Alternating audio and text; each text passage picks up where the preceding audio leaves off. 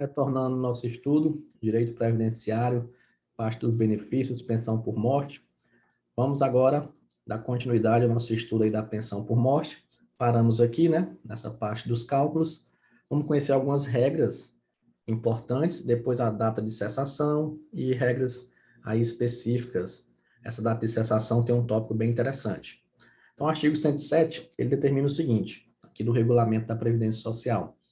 A concessão da pensão não será protelada pela falta de habilitação de outro dependente. Como assim, professor?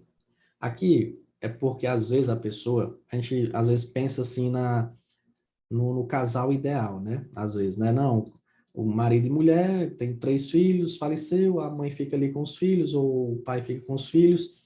Só que pode existir situações da pessoa ter um filho com uma pessoa, outro filho com outra, um filho que não foi reconhecido, enfim, tem várias situações. Então a gente tem que pensar em tudo na hora da prova, não simplesmente naquela situaçãozinha aqui que não. E aí pode acontecer o falecimento do segurado, as pessoas vão lá solicitar pensão, só que aí surge outra pessoa, ei, peraí, eu sou filho também, quero fazer o exame de DNA, quero provar, e já teve casos disso, viu? Já teve casos disso daí, na prática a pessoa provou e recebeu a pensão. Só que é o seguinte, o fato de acontecer isso daí, a pessoa que está tendo direito, ela não vai ser prejudicada por isso. É o que diz o artigo 107, que a concessão da pensão não será protelada pela falta de habilitação de outro possível dependente. Então, quem tem o direito vai receber. Quem está brigando vai brigar ali, mas não vai, tipo, não, vou segurar aqui a pensão de todo mundo até resolver aquele caso. Não. A cota daquela pessoa pode ser resguardada, mas as outras pessoas vão recebendo normalmente. O artigo 108 ele é muito importante, porque ele fala assim, a pensão por morte que vai ser devida ao filho, enteado, ao menor tutelado e ao irmão, desde que comprovar a dependência econômica dos 3 últimos. Quem são os 3 últimos? O enteado, o menor tutelado e o irmão. Eles precisam comprovar a dependência econômica. O filho já tem a dependência econômica já presumida, né? E filho de qualquer natureza aqui, como já foi falado várias vezes isso daí. Que sejam inválidos ou tenham deficiência intelectual, gráficos de invalidez tenham ocorrido antes da data do óbito, observado o disposto no parágrafo 1º, artigo 17. Aqui é o seguinte, como ele fala a questão da invalidez, né? Tem ocorrido antes do óbito do segurado, e aqui também o filho, o enteado, que foi inválido, o irmão, ele pode ter mais de 21 anos. E ele pode também chegar na idade de 21 anos e continuar recebendo a pensão. É uma exceção, né? Porque não vai, pode ter 30 anos, 40 anos, mas se está na qualidade de inválido, ele continua recebendo a pensão, beleza? E aqui tem outro tópico que eu já até falei em aulas anteriores, mas trago aqui novamente, a questão da lei, da emenda constitucional e da jurisprudência. Está aqui novamente, artigo 108 do regulamento, aliás, da Previdência Social, e aqui eu trouxe o trecho da emenda constitucional 103, da reforma da Previdência, que fala enteado e menor tutelado, menor sob tutela, excluindo aí o menor sob guarda. Então, se cair na prova o artigo 108, marque dessa forma aqui. É o entendimento da lei, é o entendimento da emenda constitucional. Está aqui, o enteado e o menor tutelado. Equipara-se ao filho, mediante declaração do segurado e deixe comprovado a dependência econômica. Mas a jurisprudência, né, em 2021, está aqui o entendimento, junho de 2021, passou a entender que também deve ser enquadrado aí o menor sobre guarda, a categoria de dependente. E aí, professor, como é que eu vou me posicionar na hora da prova? Você vai se posicionar o seguinte, se a questão cobrar a lei, a emenda constitucional, o regulamento, não entra o menor sobre guarda. É só enteado e menor sob tutela, menor tutelado. Mas essa é a questão, de acordo com o entendimento dos tribunais superiores, de acordo com o entendimento do STF, aí possivelmente ela vai cobrar essa jurisprudência aqui, beleza? Então, cuidado com isso daí. A jurisprudência, esses aprofundamentos, é uma carta na manga que você tem que ter. Porque muitas vezes a prova cobra o feijão com arroz. E às vezes o aluno que quer dificultar, o aluno que quer, às vezes, não, tá errado. Não, você tem que saber, copiou e colou. Tipo, copiou e colou aqui o parágrafo 2º, copiou. Então, se copiou e colou, é porque quer aquele entendimento. Se você está observando que a prova está literal, a literalidade da lei, cobrando os artigos, como eu falei, Ctrl+C, Ctrl+V, então não tem por que você se preocupar em jurisprudência ali. Se a prova já indicou que quer só a literalidade da legislação. Agora, se a prova aprofundar mais um pouquinho, aí é onde divide, né? Muitas vezes a pessoa fala assim, 80% da prova é letra de lei, não precisa estudar jurisprudência. Não, isso é totalmente errado. Está correto, esses cálculos são feitos aí, 80% da prova é letra de lei, 90%, mas meu patrão, hoje, em concurso público, está sendo decidido por uma questão, e às vezes uma questãozinha ali mais aprofundada de jurisprudência é o que faz a diferença na hora da prova, então não é mais aquela provinha besta de concurso que tinha antigamente, não. Agora, o que não pode acontecer realmente é porque as pessoas às vezes distorcem essas informações da internet, é você se preocupar demais com jurisprudência, com informativos, com isso, e não estudar a lei. Não, aí não. Logicamente, a nossa base, o que a gente vem fazendo aqui no nosso curso, é a lei, é o regulamento, é a emenda constitucional. Isso é a nossa base. A jurisprudência é um aprofundamento, é um algo a mais, beleza? Então, se cai na prova, é o diferencial. E uma questão faz toda a diferença. Você acertar aquela questão e o seu concorrente errar ou não acertar, né? Ou deixar em branco se for prova da CESP. Então, cuidado com isso daí, beleza? Então, vamos lá. Seguindo aqui, o cônjuge ausente. Essa denominação aqui, ela é muito falha. Vou já explicar. Somente fará jus ao benefício a partir da data de sua habilitação e mediante prova de dependência econômica. A pessoa pode, oxe, a dependência econômica do cônjuge não é presumida? É, mas ele falou cônjuge ausente. O que é esse cônjuge ausente? É a pessoa que está aí separada de fato, devemos dizer. A pessoa saiu de casa, sumiu, não vive mais junto. Está ali no casado no papel, mas não vive mais junto, está separado de fato, nesse caso aí. Então, para ela receber o benefício, ela precisa comprovar a dependência econômica. Senão, ela não recebe a pensão por morte. E aí vamos supor o seguinte, separou ali de fato, pessoa 10 anos que não mora mais junto. Aí o outro arrumou, ou a outra, né, arrumou um companheiro ou companheira. Vive ali em união estável. Caso pode receber as duas? Pode. Se o cônjuge ausente comprovar a dependência econômica, né, o companheiro, logicamente, já vai ter comprovado isso daí. Aí vai ser dividida a cota aí. Agora, se não, se o cônjuge separado de fato não comprovar a dependência econômica, aí só vai receber a companheira ou companheiro, beleza? E aí, aqui o artigo 111, complementando a regra acima, o cônjuge divorciado ou separado judicialmente ou de fato, que recebia pensão, vai receber pensão de alimentos, recebe a pensão por morte em igualdade de condições com os demais dependentes. Então, divorciou, separou judicialmente ou separou de fato. Separar de fato é quando não ocorre o divórcio em si, mas as pessoas já separaram, não vivem mais juntos, né? Então, em regra, não vai ter pensão por morte aí, não é mais dependente, porque ele já saiu da qualidade de cônjuge aí, né? Divorciou, separou judicialmente ou de fato. Mas aí, se a pessoa ainda está recebendo pensão de alimentos, né? Pensão alimentícia, aí ela vai ter direito à pensão por morte. Nesse caso, também vai concorrer aí em igualdade de condições com os demais dependentes. Esse parágrafo único, eu vou já explicar ele, porque eu preciso primeiro explicar a questão da cessação da pensão por morte. Então, vamos lá. Aqui, data de cessação do benefício. Quando é que vai cessar? Vamos analisar quando é que vai cessar a cota individual de cada um.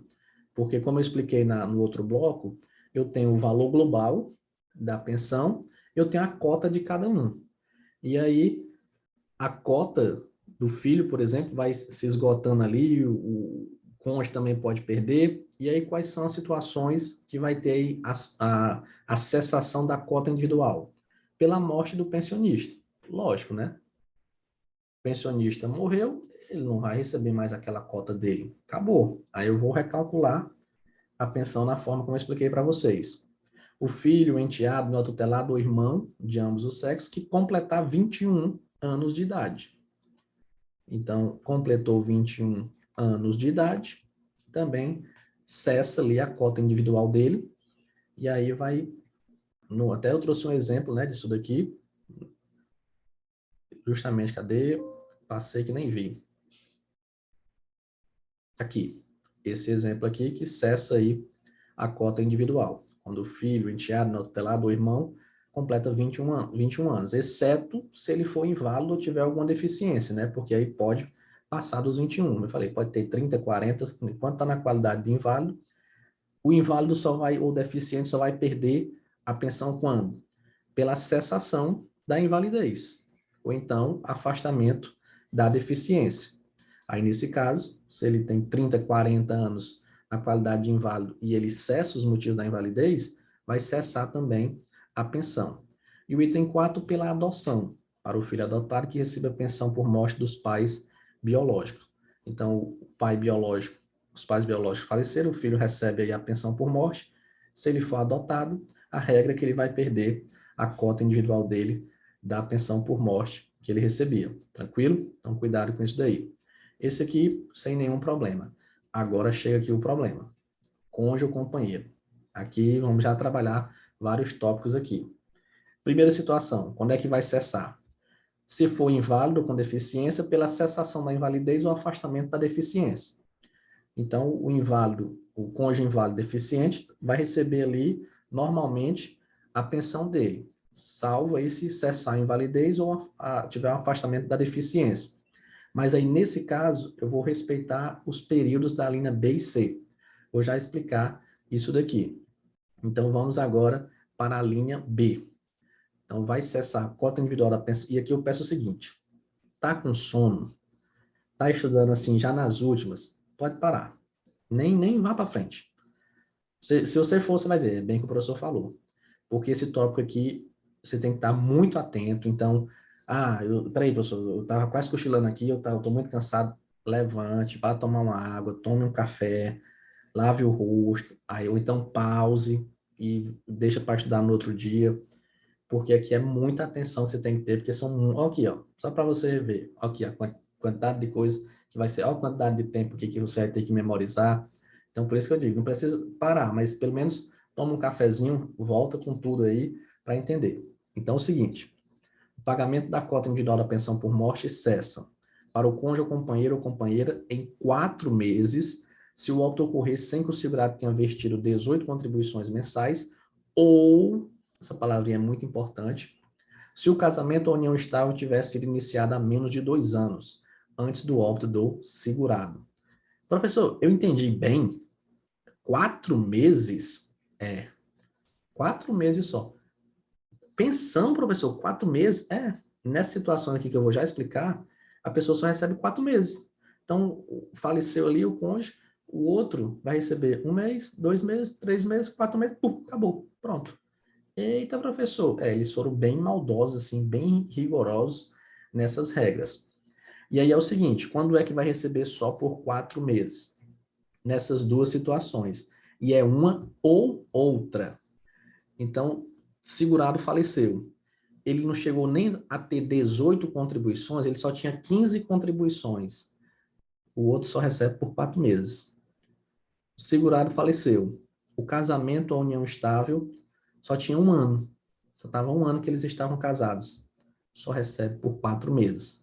Beleza? Então, olha aqui algumas situações que podem acontecer na prova. A pessoa tinha 15 contribuições e 10 anos de casado. Ou a pessoa que tinha 200 contribuições, mas só 1 ano de casado. Aí a prova vai perguntar qual o tempo da pensão. Duas situações hipotéticas. Você vai analisar o seguinte, como eu disse, é uma situação ou outra. Então, tem menos 18 contribuição? Aqui tem. Acabou. Eu nem olho mais nada. 4 meses. Professor, mas tinha 10 anos de casado. É um ou outro. É uma situação ou outra. Está enquadrada em uma ou outra, 4 meses. Só vai ter uma exceção que eu vou explicar daqui a pouco. Mas da forma como está aqui, 4 meses. Beleza. Segundo exemplo. 200 contribuições. Eita, menino, mas trabalhou. Acabou com trabalhadorzinho. Então, ok, né?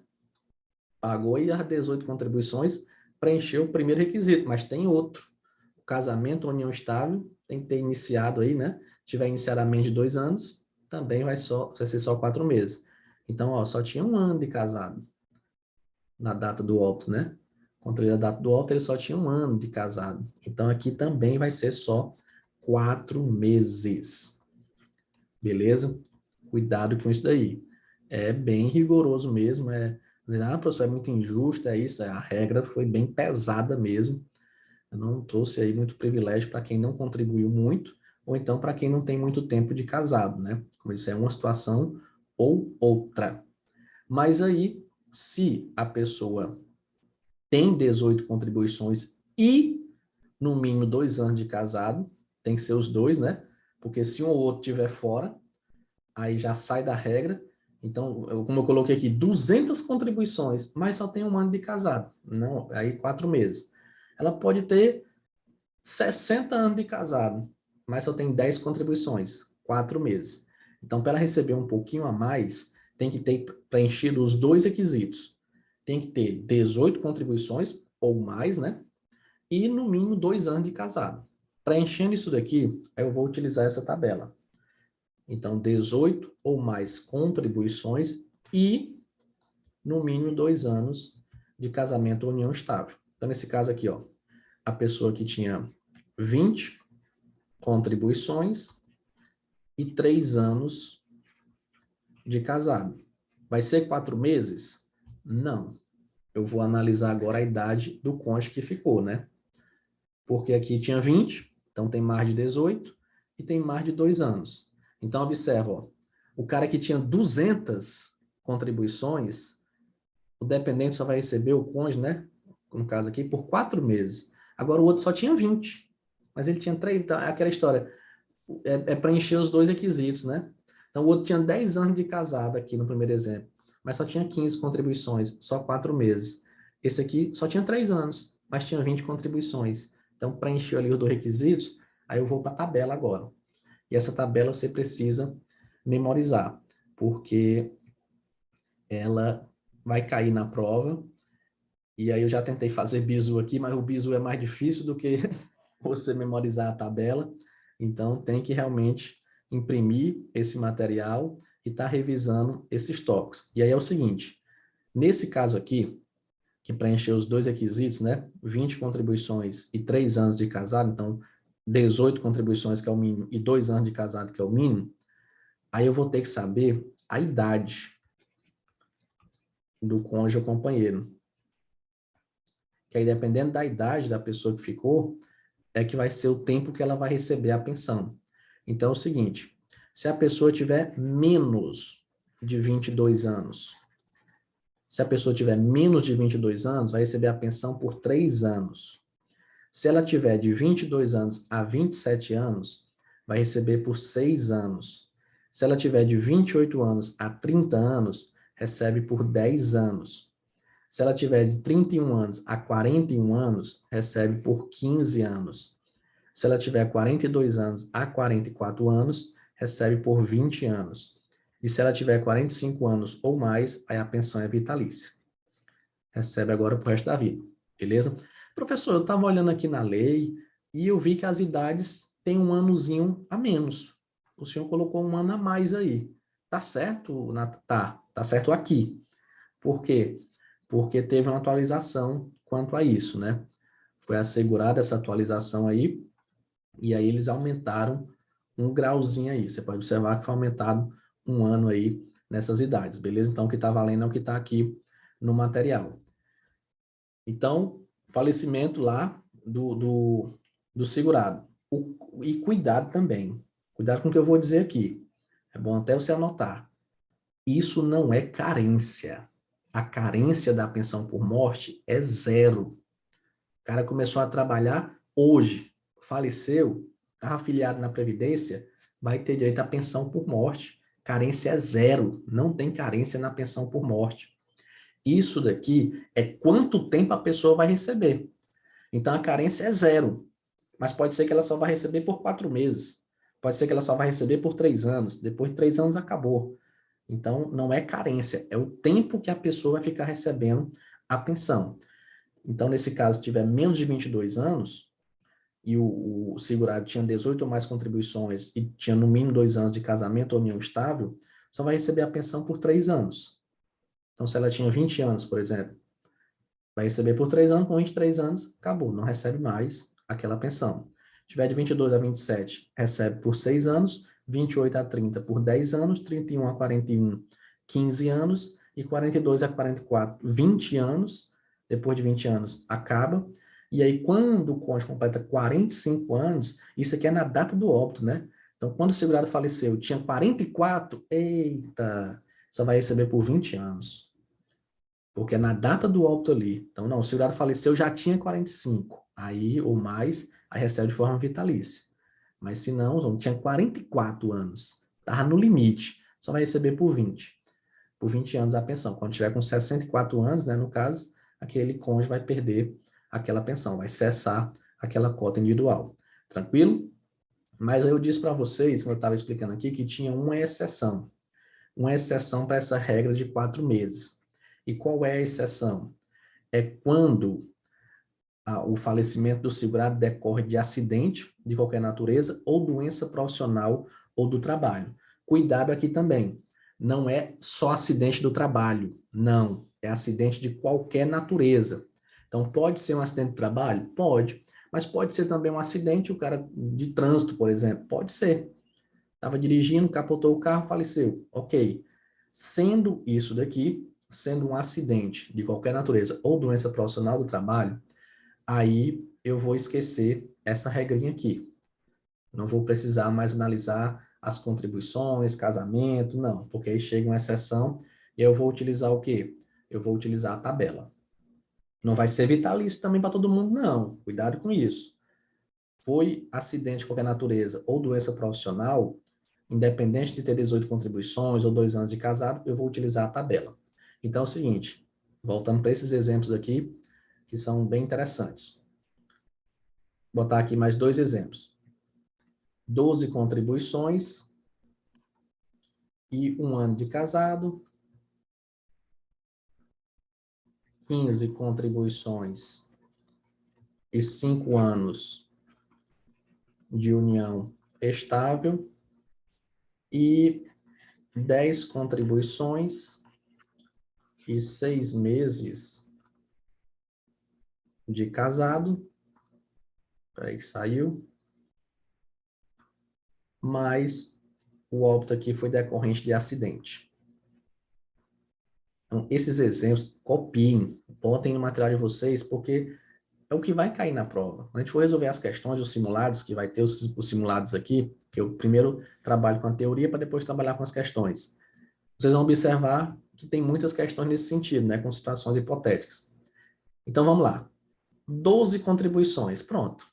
Tem 12 contribuições, eu não preciso mais nem analisar o tempo de casamento, que já tem menos de 18. Não foi acidente, aqui vai ser 4 meses.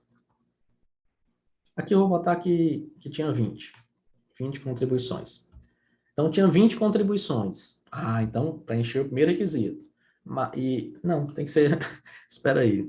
Deixa eu mudar aqui, que eu quero fazer de outra forma aqui. Espera aí. Botar aqui 20 contribuições e 1 ano e 6 meses de união estável. Pronto.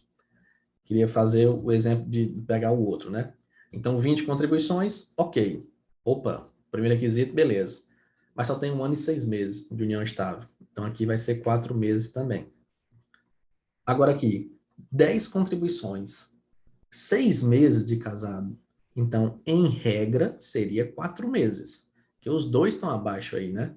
Basta um estar abaixo, já é 4 meses, imagina os dois.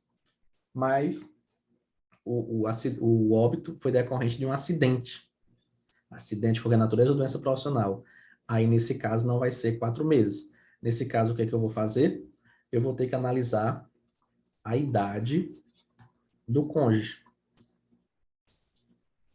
Vamos supor que ele tinha 34 anos. Aí eu vou para a tabela. 34 entra onde? Entra aqui. De 31 a 41 anos. Então, vai receber por 15 anos. Então, pula aí de 4 meses para 15 anos. Por quê? Só porque o óbito foi decorrente de um acidente de qualquer natureza ou doença profissional do trabalho. Porque a pessoa às vezes pode morrer, não é um acidente, né? Morreu de causas naturais, por exemplo. Aí vai entrar nessa regra aqui se não tiver esses dois requisitos preenchidos. Mas se for um acidente, aí eu já vou para a tabela, tranquilo? Então, cuidado com esse detalhe aí. Agora vamos analisar alguns tópicos aqui. Deixa eu até explicar logo o que ficou faltando aqui, ó. Eu disse, ó, esse parágrafo 1 que eu vou já explicar. Na hipótese do segurado estar na data do seu óbito, obrigado de determinação judicial a pagar alimentos temporários a ex-cônjuge ou ex-companheiro ou ex-companheira, a pensão por morte será devida pelo prazo remanescente da data do óbito, caso não incida outra hipótese de cancelamento anterior do benefício. O que significa isso? Aqui é o seguinte, é a pessoa que separou, divorciou, né? E o juiz disse, ó, tudo bem, vocês estão divorciados, mas você vai ser obrigado a pagar a pensão para aquela pessoa por 2 anos. Depois de 2 anos, pronto, acabou. Então, às vezes acontece isso. Pensão alimentícia, né? Você vai pagar a pensão alimentícia ali por 2 anos, 3 anos. Então, vamos para os nossos exemplos. Primeiro exemplo, o juiz chegou e disse, olha, você vai ficar obrigado a pagar a pensão por 3 anos. Só que com 1 ano de pagamento, o cônjuge faleceu, né? E agora?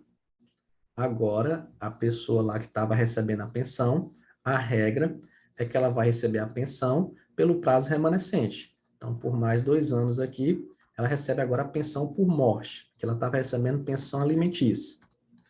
Então, era 3 anos de pensão alimentícia, ela passou 1 ano recebendo pensão alimentícia. Ó, a pessoa faleceu. Aí, nesse caso, ela continua naquele prazo que ela teria direito à pensão alimentícia, ela vai ter direito agora à pensão por morte. Isso é a regra. Só que diz o seguinte, caso não incida outra hipótese de cancelamento. Como assim, professor? Começa a questão. Então, vamos analisar o seguinte. O juiz determinou que tinha que pagar por 5 anos. Com 1 ano, o segurado faleceu, e agora?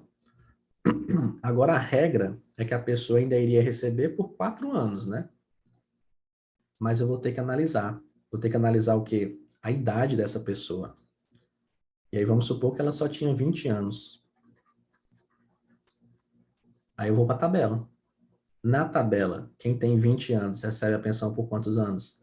3 anos só. Então, nesse caso, a pessoa não vai receber os 4 anos aqui. Não, ela só vai receber por mais 2 anos. Quando completar aqui os 3 anos, aí vai cessar aquela pensão por morte. Então, se a pessoa não tivesse falecido, a pensão alimentícia ia durar 5 anos. Mas como ela faleceu e tem outra causa de suspensão, aí termina antes. É o que dizem no finalzinho, ó. No caso, ó, a pensão por morte será devida pelo prazo remanescente. Então, foi nesse exemplo aqui, a regra geral era 3 anos de pensão alimentícia. Com 1 ano, o segurado faleceu. Então, recebe a pensão pelo prazo remanescente, a pensão por morte, pelo prazo que está sobrando da pensão alimentícia ali. Salvo, caso não incida outra hipótese de cancelamento anterior. Então, aqui incidia outra hipótese. Agora, o seguinte, vamos imaginar que a pessoa tinha 38 anos. Essa mesma regra, 5 anos, com 1 ano, o segurado veio a óbito. E aí, então, a pessoa teria direito a mais aí 4 anos, né, de pensão por morte aqui.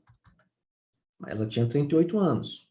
Na data do óbito aí, o que eu vou analisar? Vou para a tabela. Quem tem 38 anos entra aqui, então recebe por 15 anos. Essa pessoa vai receber pelos, agora, 15 anos? Não. Aí, quando chegar aqui nos 4 anos, aqui acaba. Então, ela só teve o benefício de receber um pouquinho a mais, né? Então, cuidado com isso. Qual a regra que você tem que ter? Saber. Quem está divorciado, quem está separado, em regra, não recebe pensão. Pronto. Beleza. Se estiver recebendo pensão alimentícia, aí sim, aí vai receber pensão por morte. Pelo prazo que foi determinado, né? Pelo não, você vai pagar por 5 anos. Teve o falecimento com 1 ano, então a regra que recebe pelos outros 4 anos ali a pensão por morte. Depois acaba, porque ia acabar a pensão alimentícia também, Então, acabando a pensão alimentícia, acabava o direito à pensão por morte. Mesmo nesse caso aqui, mas tinha direito à pensão por morte por 15 anos. Sim, mas nesse caso ela já estava separada. Então, a regra para ela é diferente. Quem vai receber total ali os 15 anos é quem estava com a pessoa naquele momento, cônjuge, companheiro, beleza? Que eu estou falando de ex, que recebia pensão alimentícia. Então, recebe pelo prazo ali da pensão. Isso é a regra. Eu posso diminuir esse prazo. Aumentar? Não, mas diminuir pode. Por quê? Porque pode ser que chegue outro momento de cancelamento, né? Pode ser que chegue o momento de cancelar aí com 3 anos, com 6 anos, 10 anos, e assim por diante. Beleza? Então, cuidado com esse detalhe. Aqui é o que eu tinha explicado lá. Com a extinção da cota do último pensionista, a pensão por morte será encerrada. Então, aqui é a hipótese de cessação do valor global, de toda a pensão. Então, quando o último pensionista deixar de receber, a pensão se acaba. Porque ele tem 5, aí 1, aí 4, aí 3, tá. Quando o último, aí acaba a pensão. E também no reaparecimento, né? Como já tinha até falado, na questão de morte presumida. Quando o segurado reaparece, acabou a pensão ali. Ele estiver de boa fé, não vai ter que devolver nada. Vamos agora para algumas regras importantes. Essa daqui é bem legal, porque assim, ó, artigo 102 da Lei 8.213. A perda da qualidade segurada importa em caducidade dos direitos inerentes à qualidade. Então, foi o que eu falei no início, a pessoa que perdeu a qualidade segurada, não tem o que se falar em benefício para essa pessoa. Porque, vamos supor, ela vinha contribuindo, aqui ela deixou de contribuir. Aqui ela deixou de ser segurado da Previdência? Não, porque tem lá o período de graça, né, que foi estudado. Então, pode ter 12, 24, 36, diversos outros prazos aí. Então, ainda fica aqui no período de graça. Nesse período de graça, se acontecer alguma coisa, a pessoa fica resguardada. Se ela falecer, por exemplo, os dependentes vão ter direito à pensão por morte. Mas aí acabou o período de graça e a pessoa não contribuiu mais, perdeu realmente a qualidade de segurado, não é mais um segurado da Previdência, e aqui, por exemplo, ela vem a falecer, então não tem o que se falar em pensão por morte aí. Perdeu, não é mais segurado. Eu vou pagar para quem é segurado ou quem está no período de graça, né? No período de bônus ali que a Previdência está dando. A pessoa saiu, perdeu. Mas tem uma exceção, que é o parágrafo 2º.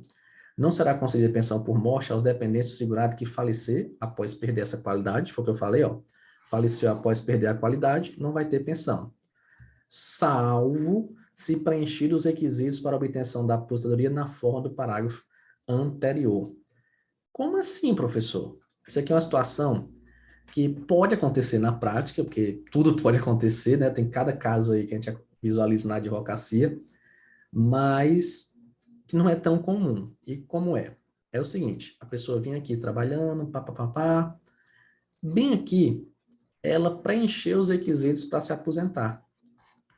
Só que ela não sabia. E para se aposentar, a pessoa tem que ir lá pedir. A regra é essa, né? Como disse, o INSS não vai chegar na sua casa e tá aqui, estou lhe dando a aposentadoria de presente. Só que a pessoa não sabia, nem foi lá, aí aqui ela deixou de exercer a atividade remunerada, teve lá o período de graça, passou o período de graça, aqui ela perdeu a qualidade segurada. E aí, já com a qualidade segurada perdida, ela vem a falecer aqui. Nesse caso, você olhando para isso daí de forma bem direta, a pessoa teria direito à pensão? Em regra, não. Você olhando assim, não tem direito, porque já perdeu a qualidade segurada. Mas o direito previdenciário, é bom de ser estudado, né? Ele não tem nem aquele tédio, né? Eita, essa aula tá... Não, porque toda hora aparece um caso novo, uma situação hipotética, uma situação nova. E aí, nesse caso, a pessoa vai ter, os dependentes, no caso, vão ter direito sim. Por quê? Porque a pessoa já tinha preenchido os requisitos para se aposentar. E aí não se aposentou por quê? Porque não sabia, às vezes. Às vezes a pessoa não sabe. Está trabalhando e não sabe, contribui, porque muda muito, né, as regras. A pessoa, eu preciso trabalhar tantos anos, mas às vezes ela está numa regra de transição, foi abrangida, né, numa mudança da reforma da Previdência, ela entrou numa regra de transição e ela nem sabia. E aí ela preencheu os requisitos, ela poderia ter se aposentado naquele momento, e se ela tivesse se aposentado aqui, aí beleza, né? Ia ter direito à pensão por morte, os dependentes, mas ela não se aposentou, ela preencheu os requisitos e continuou trabalhando e perdeu a qualidade de segurado. E aí, nesse caso, vai poder receber a pensão por morte? Nesse caso, sim, mas é uma situação muito excepcional mesmo. Isso, na prática, é muito difícil de acontecer, mas pode ser que caia na prova, né? E aí, você já conhece aí o artigo 102, parágrafo 2º, ele fala, ó, não vou conceder pensão por morte ao dependente do segurado que perdeu a qualidade de segurado, faleceu após perder a qualidade de segurado, salvo se ele tiver preenchido os requisitos para a obtenção da aposentadoria. Então, ele já tinha os requisitos preenchidos e acho que esqueceu, não quis pedir a aposentadoria. Aí, nesse caso, mesmo ele já tendo perdido a qualidade de segurado, pode ser requerido a pensão. Mas é um trabalho danado para encontrar isso daqui. Agora vamos para o artigo 74 da Lei 8.213, que traz uma regra muito boa, foi atualizada em 2019, é que perde direito à pensão por morte o condenado criminalmente por sentença com trânsito em julgado como autor, coautor ou partícipe de homicídio doloso ou de tentativa. Cuidado com isso, porque a tentativa de homicídio também entra. Aqui é o quê? Às vezes é o filho matar o pai, matar a mãe, a esposa, o esposo matar a mulher, o marido. E aí, nesse caso, antes, né, recebia a pensão. Agora recebe mais não. Foi condenado, e cuidado, ó, é condenado criminalmente por sentença com trânsito em julgado. Trânsito em julgado é quando não tem mais recurso, não é aquela primeira sentença que sai ali, não. Trânsito em julgado é quando, não, geralmente, no STF, não necessariamente. Mas aí, transitou em julgado ali, acabou, não tem mais possibilidade de recurso, então a pessoa já não vai ter mais direito ali àquela pensão. E na tentativa também, olha a situação hipotética. Às vezes o filho tentou matar o pai, foi condenado por isso, a sentença transitou em julgado, só que depois o pai perdoou, ficaram amigos e tal, e o pai faleceu, depois de muito tempo. Aquele filho vai ter direito à pensão? Não, porque ele, durante um momento, né, ele foi condenado com a sentença que transitou em julgado por tentativa de homicídio. Beleza? Então, cuidado com essas pegadinhas que podem acontecer na prova. Aqui ele vai tirar a exceção só dos absolutamente incapazes ou inimputáveis. É quem não pode responder pelos atos penais, né? Então, nesse caso aí, a pessoa que cometeu algum delito, ela não vai responder penalmente, então ela não vai ser nem condenada. E outra situação que você tem que entender é que o homicídio é doloso. Então, um exemplo da pessoa estar dirigindo um veículo, falando no celular, e aí o veículo capotou e matou o segurado, matou a esposa, o esposo, o pai, a mãe, sei lá, a pessoa pode receber pensão daquela pessoa, mesmo ela sendo acusada daquele homicídio? Pode, porque nesse caso aí o homicídio foi culposo. A pessoa não tinha intenção, estava dirigindo, mas estava falando no celular, sim, agiu com imprudência. E aí acabou ocasionando um acidente e teve um homicídio culposo. Nesse caso, não perde a pensão. Para perder a pensão, é homicídio doloso. E a pessoa pode ser o autor, ela foi lá e cometeu o crime, coautor, partícipe, né, ajudou, planejou, e aí nesse caso vai perder a pensão, também na tentativa aí do homicídio. E lembrando que a sentença tem que transitar em julgado. Também, parágrafo 2º, vai perder a pensão o cônjuge, companheiro ou companheira se comprovar a qualquer tempo simulação ou fraude no casamento na união estável, ou a formalização desses com o fim exclusivo de constituir benefício previdenciário. Aqui é o seguinte, é a pessoa que às vezes já está descobrindo a doença e sabe, isso não tem cura, vai falecer, está fazendo tratamento, mas não tem cura a doença. Aí, não tem dependente nenhum, a pessoa é solteira. Aí, não, pois arruma um casamento aí. Casa ela com sei quem para deixar a pensão. Acontece muito isso, né? Pessoas, às vezes, que não casam, vivem sozinhas, e aí, se aquela pessoa falecer, a pensão não vai para ninguém, ela não tem independente. E aí, nesse caso, eles muitas vezes criam ali um casamento, uma união estável, só para fraudar. Às vezes casa com uma pessoa idosa também, para situação de fraudar para receber a pensão por morte. Se ficar declarado isso aí, né, se for visualizado isso daí, que às vezes pode acontecer e ninguém saber. Já teve casamentos de pessoas em estágio terminal, mas foi para realizar o sonho da pessoa, foi isso, foi aquilo, então ali não foi para fraudar. Eu tenho que saber se aquele casamento foi para fraudar a Previdência. Se foi, a pessoa vai perder o direito à pensão por morte. Tranquilo? Cuidado com isso daí. Agora, uma situação interessante do artigo 107 é que o exercício de idade remunerada, inclusive na condição de microempreendedor individual, que é o MEI, não impede a concessão ou manutenção da parte individual da pensão do dependente. Cuidado, daquele dependente que tem deficiência intelectual, mental ou deficiência grave. Aqui é para não impedir a pessoa que tem a deficiência dela exercer o trabalho. Então, ela está recebendo pensão por morte. Ela, vixe, eu não vou trabalhar não, porque eu estou recebendo pensão por morte. Pode trabalhar sim. O exercício de atividade remunerada, inclusive sendo MEI, né, microempreendedor individual, não vai impedir a concessão, manutenção da parte individual da pensão do dependente com deficiência intelectual, mental ou com deficiência grave. Com isso, a gente finaliza a nossa aula de pensão por morte, né? Vários tópicos, várias regrinhas. É uma aula que é interessante assistir até 2 vezes, se for o caso. Assiste uma vez, depois vai anotando tudo bem direitinho. Qualquer dúvida, pode entrar em contato. Vocês têm um canal aí só para enviar as dúvidas, né?